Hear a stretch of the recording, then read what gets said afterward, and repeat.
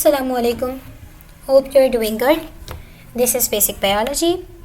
Okay, so this is going to be our third video of chapter second, solving a biological problem, right? So if you haven't watched the previous concepts, so you can watch the previous videos and they are included in the playlist, right? So let's continue this video.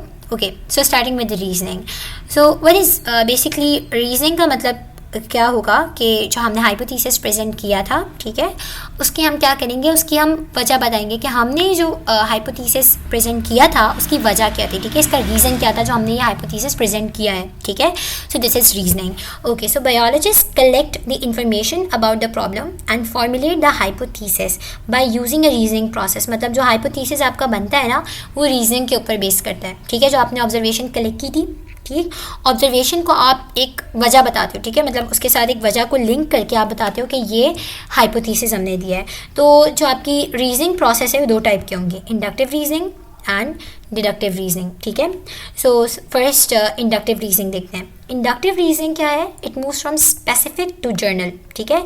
हम एक पहले specific की बात करते हैं, चीज़ की बात specific कहते हैं, जो बहुत एक कह लो ख़ास चीज़, ठीक है. और जनरल मतलब हम नॉर्मली सबकी बात करें. जैसे मैं कहती हूँ सारा एक लड़की का नाम है, ठीक है, और वो हमारी क्लास की पोजीशन होल्डर है, फॉर एग्जांपल, ठीक है. और फिर मैं कहती हूँ कि स्टूडेंट्स ऑफ क्लास 9, मतलब हमारी पूरी जो क्लास 9 है उसके स्टूडेंट्स. तो एक स्पेसिफिक से मैंने जनरल की बात कर दी, ठीक है. सो यहाँ जो एग्जाम्पल दी हुई that is shark is a fish. जो शार्क है वो एक फ़िश है, ठीक है. शार्क एक स्पेसिफिक फ़िश है, ठीक है, एक स्पेसिफिक बात हो गई, और ये एक जनरल बात हो गई फ़िश की. Now all fishes have scales. अब क्योंकि सारी फिशेज़ के ऊपर क्या होते हैं, स्केल्स होते हैं, यानी उनके कांटे ऊपर की तरफ जो उनकी स्किन होती है ना, उसके ऊपर स्केल्स मौजूद होंगे, ठीक. Therefore sharks also have scales. अब क्योंकि सारी फिशेज़ के स्केल्स होते हैं और शार्क भी एक फ़िश है, तो शार्क के भी स्केल्स होंगे. तो हम कहाँ से मूव करें, स्पेसिफिक से जनरल की तरफ. Now deductive reasoning. अब भाई डिडक्टिव रीजनिंग क्या होती है? डिडक्टिव का मतलब ही बेसिकली क्या होता है कि किसी चीज़ को आप कह लो किसी चीज़ में से सब्ट्रैक्ट करके निकाल देते हो, मतलब किसी चीज़ से अलग कर देना. तो हम यहाँ किससे मूव करेंगे, जनरल से स्पेसिफिक की तरफ, ठीक है. मतलब एक पहले हम जर्नल की बात कर रहे थे, जैसे मैं पहले क्लास 9 की बात करी थी, उसके बाद में मैं कहती हूँ कि सारा की बात करी हूँ, ठीक है, जो कि हमारी क्लास की टॉपर है, ठीक है. So it is based on if and then statement. जिस भी स्टेटमेंट में इफ़ और देन आ रहा होगा, इट मीन्स ये डिडक्टिव रीजनिंग की स्टेटमेंट है.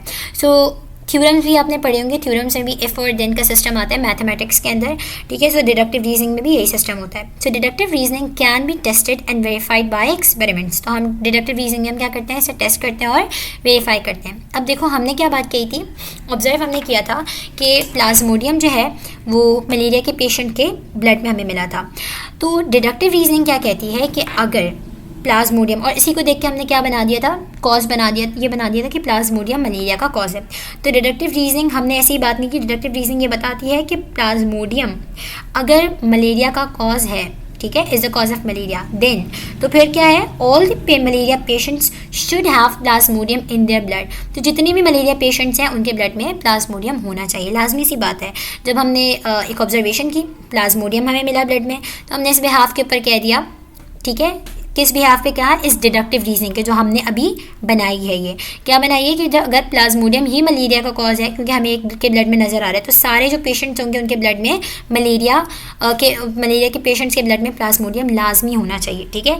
इसी की हम क्या करेंगे, फर्दर जो रीजनिंग होती है इसको हम एक्सपेरिमेंटेशन के प्रोसेस में लेकर आते हैं ना. एक्सपेरिमेंट क्या है, it's a practical performance of a scientist, ठीक है, to identify the real cause of a problem based on inductive, right, और डिडक्टिव रीजनिंग, ठीक है. जो डिडक्टिव और इंडक्टिव रीजनिंग से हम हाइपोथेसिस बनाते हैं, ठीक है, हम उसको टेस्ट करते हैं कि आइदर हमारा हाइपोथेसिस सही है और गलत है, ठीक है. हमने ये चेक करना होता है. तो एक्सपेरिमेंट आप लोगों ने लैब्स में परफॉर्म किए होंगे, so you know better about experimentation.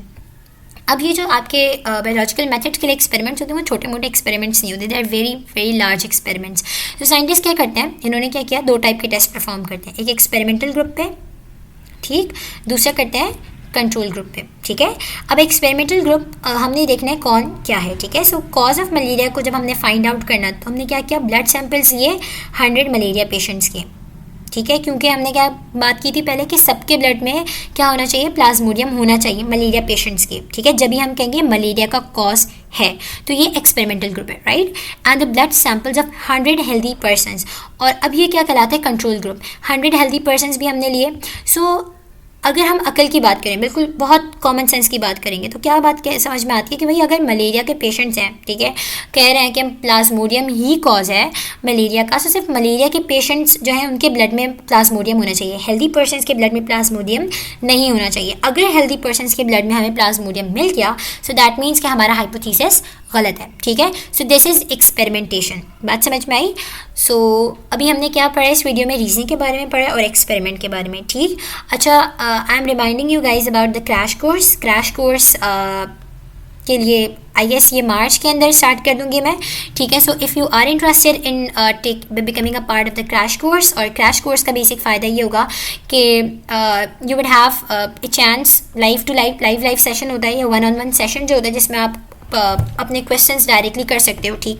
और जो बहुत इंपॉर्टेंट क्वेश्चंस होंगे आपको उसकी लिस्ट भी मिल जाएगी, and then you will get a chance to get the notes. मैं जो अपने नोट्स बनाती हूँ आपको वो नोट्स भी मिल सकेंगे। So if you are interested in joining the crash course, so you can contact me on the mail or directly on the comments, right.